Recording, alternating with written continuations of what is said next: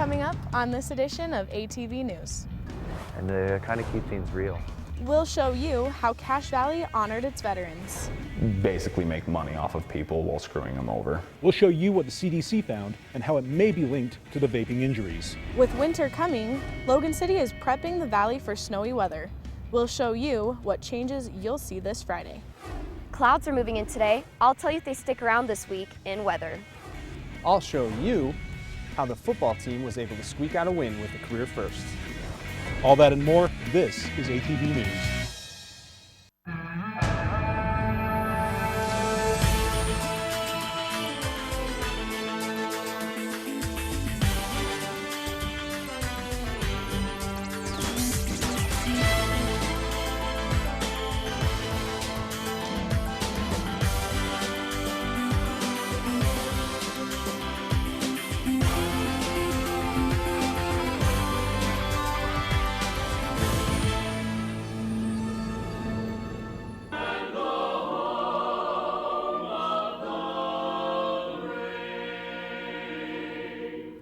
The LeBaron family sang the national anthem to open for the 30th Strengthening Family Conference, hosted by the Utah chapter of American Mothers at Incorporated at the Logan Tabernacle Thursday night.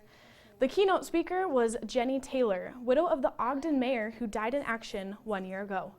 Taylor spoke on the importance of working together. We as families, we as communities can strengthen each other, and that together we can come through hard things and rise up better because of it. That we can strengthen our relationships, open up our communication, and serve each other. American Mothers Incorporated also honored Taylor with the Mother of Achievement Award during the conference. Welcome to ATV News. I'm Emily Hill. And I'm Michael Kay. USU's Air Force ROTC held a 24-hour vigil to remember service members missing in action and prisoners of war. Kendall Douglas joins us live from the quad. Hey Mike, how you doing? As you can see behind me, it's business as usual out here. People are walking around, but on Friday, that was ceremonial blocked off ground. Shoes clicked as USU cadets started their honor guard on the quad. Cadets carry on this tradition to remember the United States service members who are missing in action or prisoners of war. It's something I'm grateful for every day, and I look forward to this every year. It's something I've been a part of for the last 5 years and that I really do enjoy. As cadets march, they say they think of those who paved the way for them and haven't made it home. Kind of to signify that the coming and going of those individuals in our lives who could be a POW and MIA, and that it's almost eternal, that we'll never forget and we'll always remember those who gave their lives. Air Force ROTC cadets are in the middle of a 24-hour vigil today on the quad. They've been marching since sundown yesterday and will continue marching until sundown tonight, honoring POWs and soldiers missing in action. When you're doing an honor guard vigil, the main goal is that it's respectful and crisp and clean. We try to do it in a way that's both simple yet dignified as we try to honor the POW MIA. This vigil here is a powerful reminder to myself personally of the lengths that we have to go to defend the things that we care about. And I want to pay into that.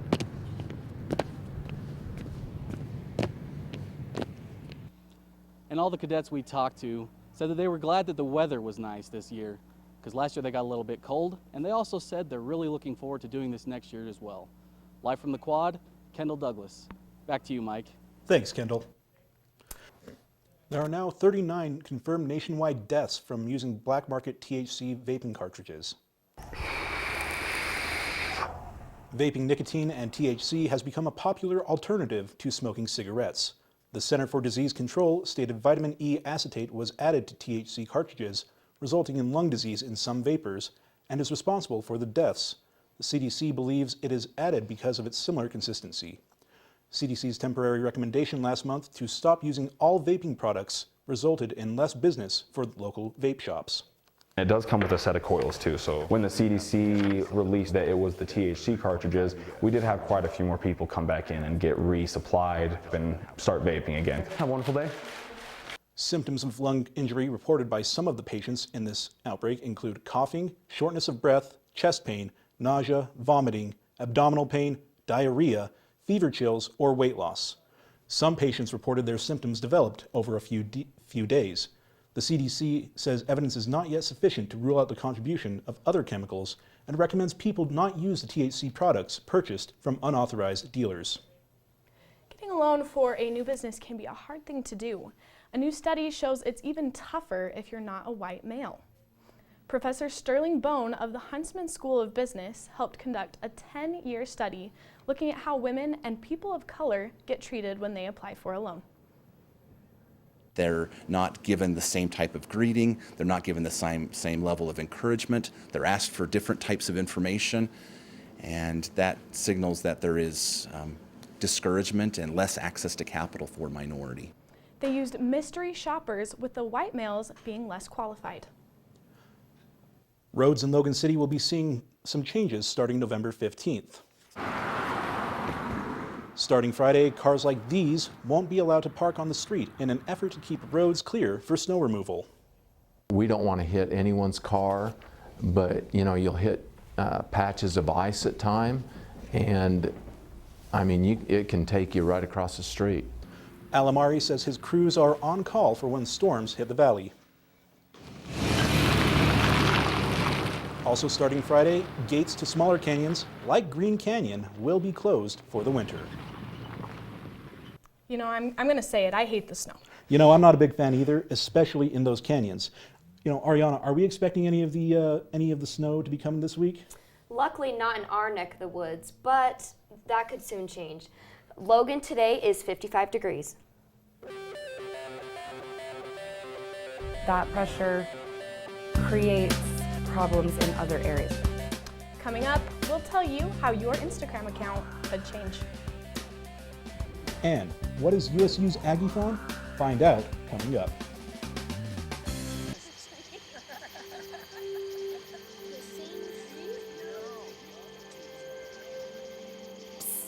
They're coming. Places, everybody. Light check. 1, 2, 1, 2. Everything looks good on our end. And lights. Come alive with the forest. Visit discovertheforest.org to find a forest near you. Patriotism. It inspires passionate debate. It's worn like a badge of honor with good reason, because it means love and devotion for one's country. But what really makes up this country of ours? It's the people. To love America is to love all Americans. This year, patriotism shouldn't just be about pride of country. It should be about love. Love beyond age, sexuality, disability, race, religion, and other labels. Because love has no labels. Hey, you. Yeah, you. Getting that college education. What are you gonna do? Graduate and take some office job? Be like everybody else? Or will you dare do something different? Like, be a teacher. You could be my teacher. You got the skills. The smarts? Yes, you. You could be the teacher I never forget. That'd be cool. Does that corporate job even have recess? What are you gonna make of yourself? What are you gonna make of me?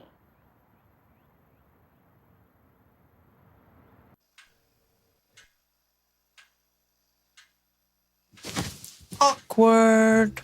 I'm the awkward silence. You try to avoid me, then there I am again.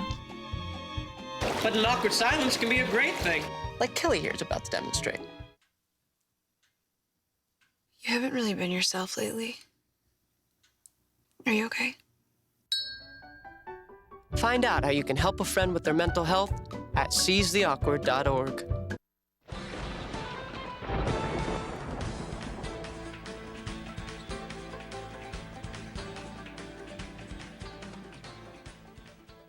Welcome to ATV Weather. My name is Ariana Piper. Let's start out by looking at our national weather.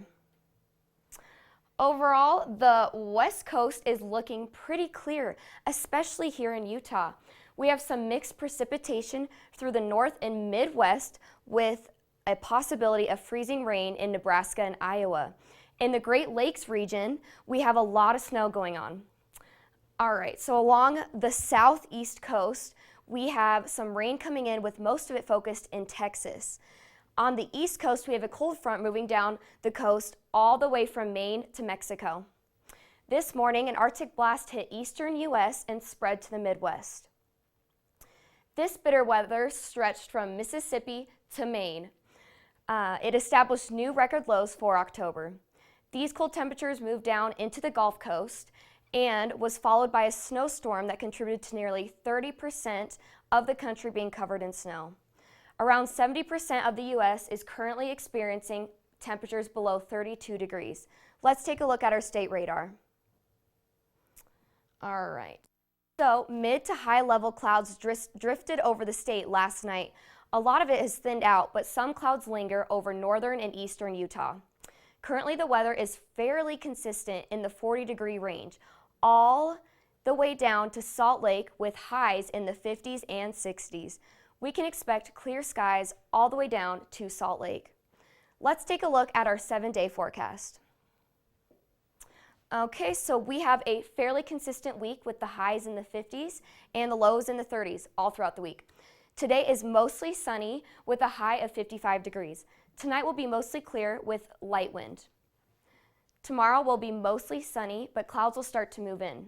Tomorrow night is, clouds will move in tomorrow night. Friday is mostly cloudy, and in the morning, wind is expected to come from the south around 5 miles per hour. All right, so on Saturday, there is a 20% chance of showers before 11 a.m. The rest of the day should be fairly sunny. Sunday and Monday are mostly sunny, but there is a chance of showers on Tuesday. Thanks for joining me for weather. Back to you at the desk. Thanks, Ariana. A celebrated USU professor is retiring after 40 years of service. However, he still plans to give back to the university through the Norm Jones Benefice. History students and faculty who work hard, serve their community, and are good citizens may be eligible to receive the Norm Jones Benefice. Dr. Jones believes that with these traits, people with these traits should be rewarded. I really love the institution, I really like my colleagues, and I think our students are fabulous. So when it came to doing something that I could afford to do, I wanted to perpetuate those qualities and reward them. The Norm Jones Benefice will contain $6,000 and will be spread out between undergraduates, graduates, and faculty. Have you ever wondered why Utah is such a conservative state? USU students and others contemplated this question during the lecture in the Merrill-Cazier Library.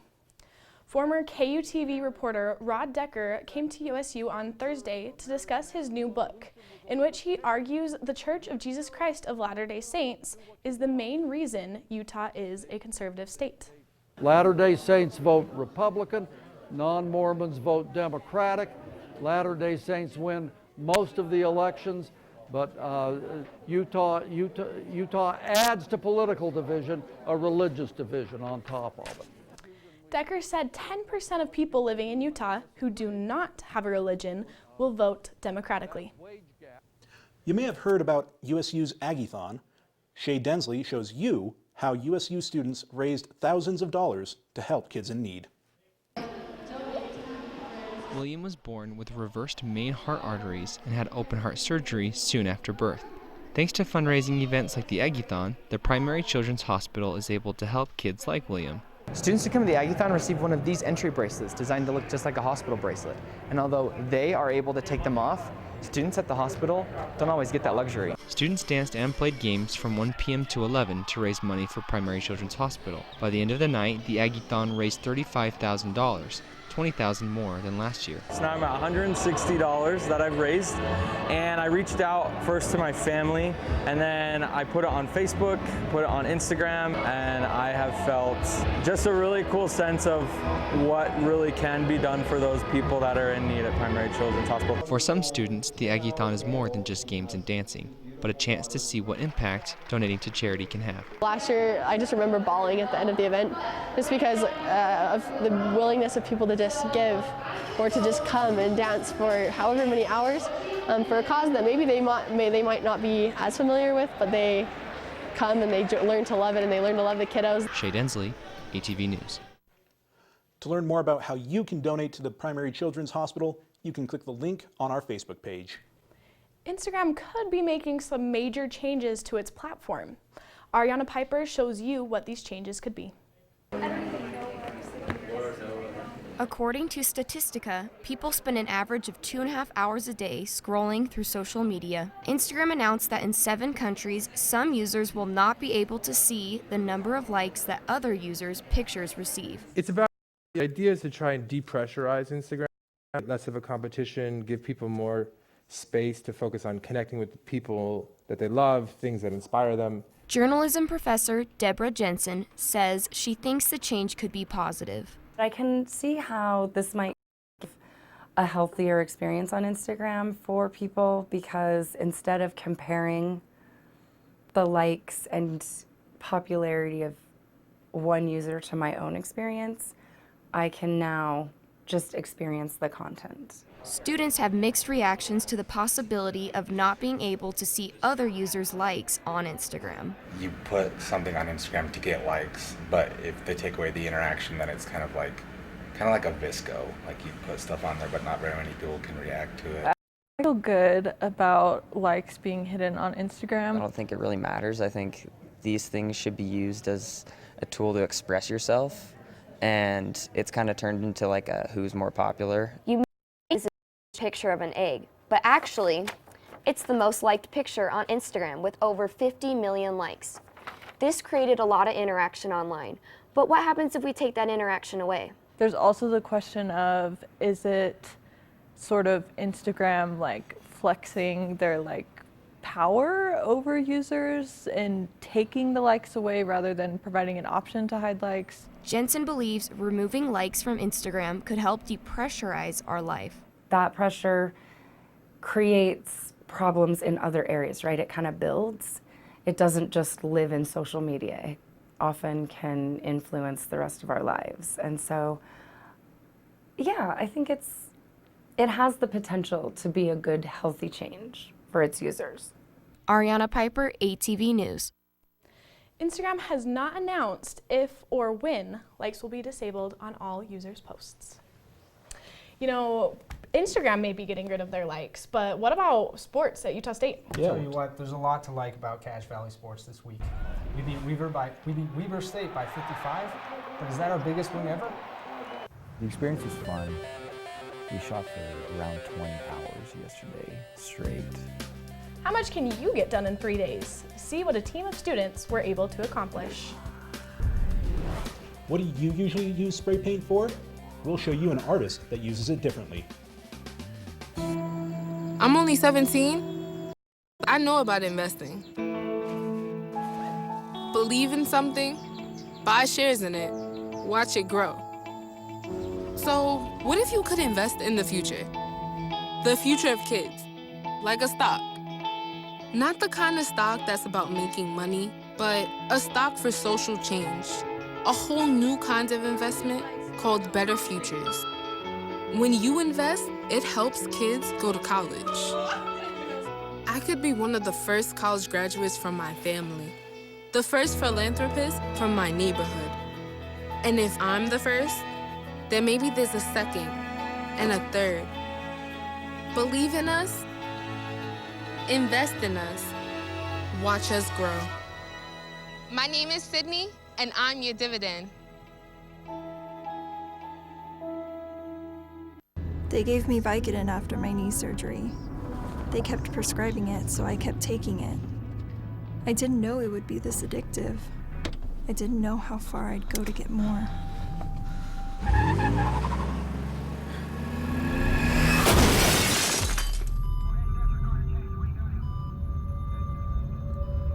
Opioid dependence can happen after just 5 days.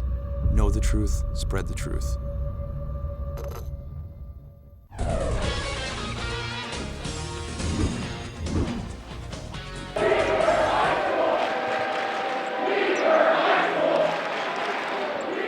That Aggie student section had some rough chants during Utah State's 55-point victory over Weber State, tying the record for biggest win against a D1 opponent in Aggie history. Abel Porter finished with a double-double, 10 points and 10 assists in the game. Justin Bean had a great game too, with 18 points and 9 rebounds, including 3 and 1s in the first half alone. Coach Smith said it was a much different effort than the Aggies' first game of the season, especially with plays like this tip dunk from Bean. Obviously, it was just kind of one of those nights where about anything that could go right did go right. And, 3 days ago, about anything that could go wrong did go wrong. Aggies would have just about everything go right in their next game against Denver, too, leading this one 53-27 at halftime. Brock Miller dropped a game-high 27 points on 7 made threes, while Alfonso Anderson added 15 and Sam Merrill added 14. Utah State held Denver to 38% shooting and 25% from three in the game and win big, 97-56. The Aggies look to remain undefeated this Friday in the Spectrum against North Carolina A&T. And welcome to Aggie Sports. I'm Brandon Dean. I'm here to get you caught up on all your sports. The football team traveled to California to scrape out a win against the Fresno State Bulldogs in a back-and-forth contest. Gerald Bright carried for 97 yards, with 21 of them coming here before he's finally hauled down in the end zone to get the Aggies on the scoreboard. Jordan Love spotted Seosi Mariner in the end zone twice to allow the Aggies to go up 21-14 before the second half. Love recorded 388 yards passing in the game and was 30 for 39 in Fresno. Jalen Warren got 6 of his 30 yards rushing with this touchdown run as he bulldogged his way through the Bulldog defense. Finally, Dominic Everly was able to seal a USU victory with his 3rd field goal in the game and his first ever game-winning field goal. It was a 30-yarder as the time expired. The final score, USU 37, Fresno State 35. The women's basketball team picked up its first win against Seattle after losing their first game to Portland despite being up at halftime. Marlene Ambiambosu's block here was 1 of 5 in the game for the Aggies. Steph Gorman dropped in 1 of her 5 threes here. She had a team-high 28 points for the Aggies, while Lindsey Jensen-Baker put up 15 and Annie Mbosu had 13. The team finished with 22 free throws made to Seattle's 8, a big factor in the game. Utah State led the entire game and was up by as much as 15 at one point in its 70-63 victory over Seattle. The Aggies take on number 1 ranked Oregon in Eugene tonight at 7. The women's volleyball team dropped its last 2 games to UNLV and New Mexico, winning just 1 set in each. They head out on the road for the next game against the number 12 ranked Colorado State tomorrow night at 7. And the hockey team lost on Friday 3-1 against Montana State. Some penalty trouble in the third that killed their momentum, followed by an empty net goal, sealed the Aggies' fate. The next home game is Thursday at 7 against Grand Canyon. Then they play Weber State on Friday for Military Appreciation Night. The 4A quarterfinals took place with 2 of the games being played in the Valley. 3 of the 4 teams have View in their names, so try to keep up on this one. Pineview came up to take on Green Canyon for a high-scoring affair. Enoch Taku punched through to get this 6, but they were unable to convert on the extra point.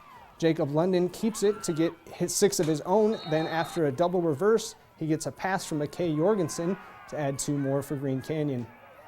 However, it would not be enough to hold off the Panthers, who would score the only 3 touchdowns of the 4th quarter, including this one in the final 2 seconds of the game to give Pineview the win with a final score of 43 and the Wolves with 36. Mountain View traveled up to Cache Valley to take on Skyview, just to be sent back to Orem with a hard loss. The Bruins' only points in the first half came as Deuce Anderson found Jet Anderson open in the end zone. They were unable to convert on the extra point. Kason Carlson was able to find Mason Falslev open in the middle of the field for this 62-yard touchdown to end the first quarter, then finds him again for a 24-yarder. Carlson also had 2 rushing touchdowns himself that you could see right here. If the ref would get out of my way, and the Bobcats would go on to win big, 56-13 over the Bruins. Ouch, that was a tough one to be at if you were a Mountain View fan. You're all caught up in Cache Valley sports, and back to you, Emily. Thanks, Brandon. You might have seen graffiti before, but this artist uses spray paint in a different way. I just kind of figure out what I want to do. Do like a mountain right here, something, a couple of trees, and then like we'll do a waterfall or something. That's the hardest part, dude, is just deciding what colors to do. I've been doing artsy ever, but no, I just like to switch between mediums. This has been my favorite so far. I saw it in Vegas first, and then I just like fell in love with it, and I bought all these cans because I wanted to do the graffiti side. I was like, I don't want to get in trouble for doing graffiti or something, you know, so just started doing this instead, and it worked out pretty good.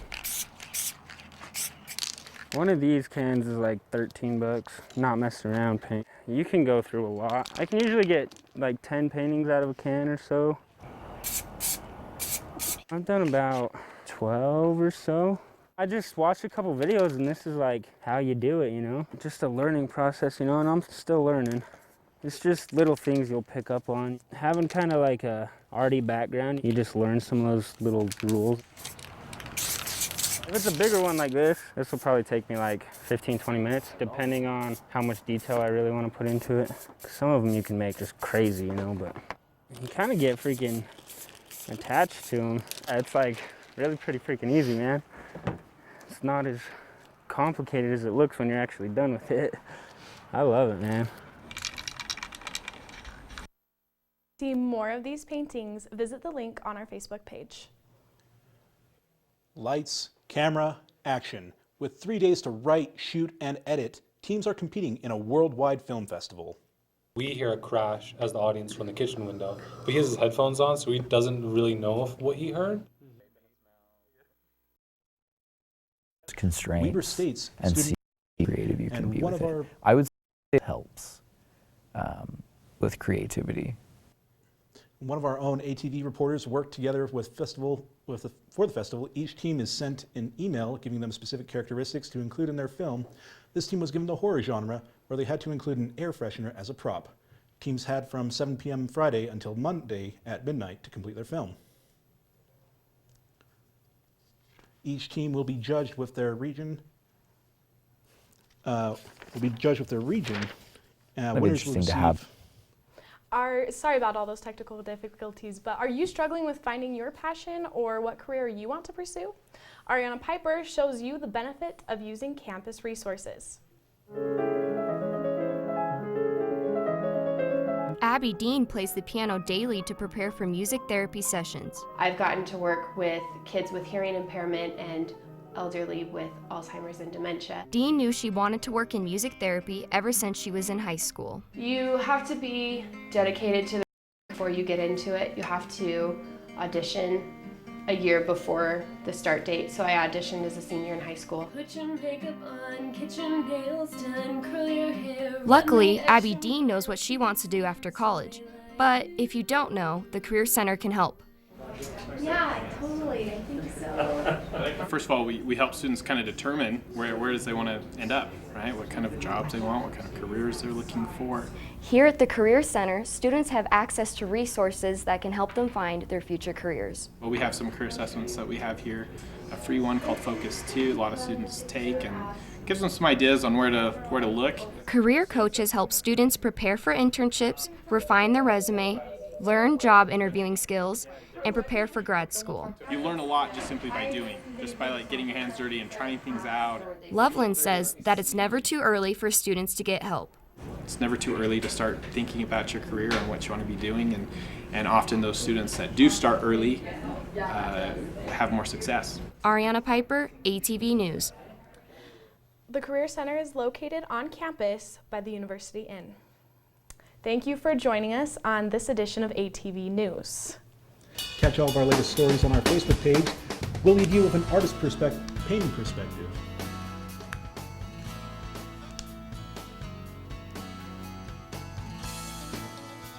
We hear a crash as the audience from the kitchen window, but he has his headphones on, so he doesn't